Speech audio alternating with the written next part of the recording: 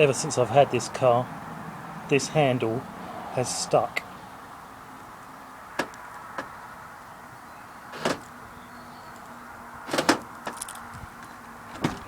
And it sticks in the up position, which is okay for opening the door, but then you can't shut the door without sticking it back down. So I'm going to have a go at fixing it.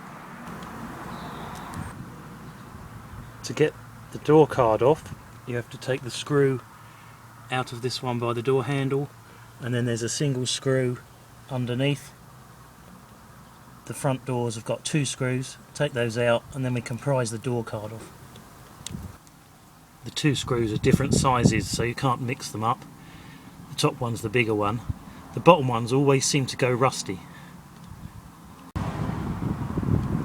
You can buy proper trim panel tools, but I've got this garden weeder which costs £2, and I'm going to start at the bottom edge, just here, and just gently pry that open until I can see inside and see the actual fixing.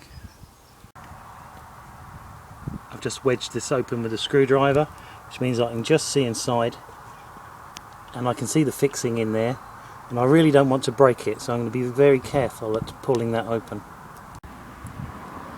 I've popped it out the panel, but you might be able to see that I've actually pulled the fitting right out as well, which I didn't really want to do, but I haven't broken it, so I can reuse it. Well, I've managed to prise them out from this end, but 2 of them are broken.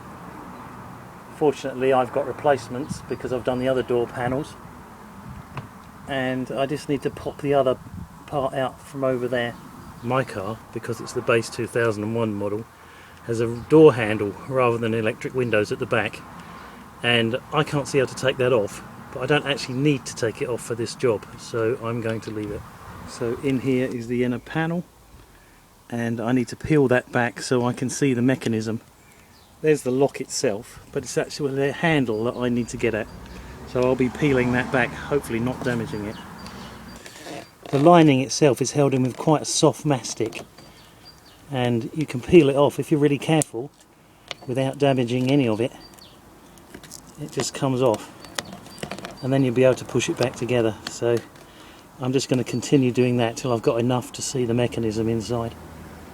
Peeling back the liner shows this hole, and you can see the cable for the door lock.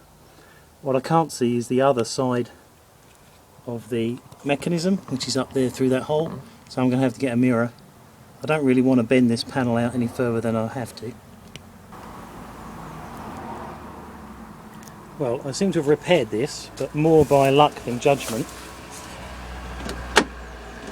That drops back down now, and what I've done is I've sprayed some Servisol, not in this hole because behind there is a plastic shield that you can't get around, but by pulling this back, by spraying through that hole at a tangent, I've managed to soak the mechanism, and then I've come round the other side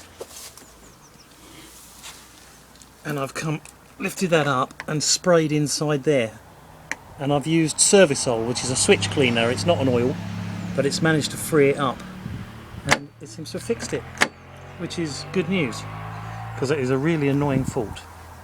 This is what I've used to free it off. Servisol. It's a switch cleaner, so it won't mess up the electrics. And then I've repaired the broken ones.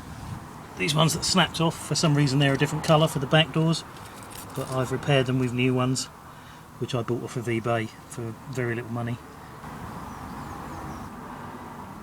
That's all back together now. It popped together really easy and the screws went in.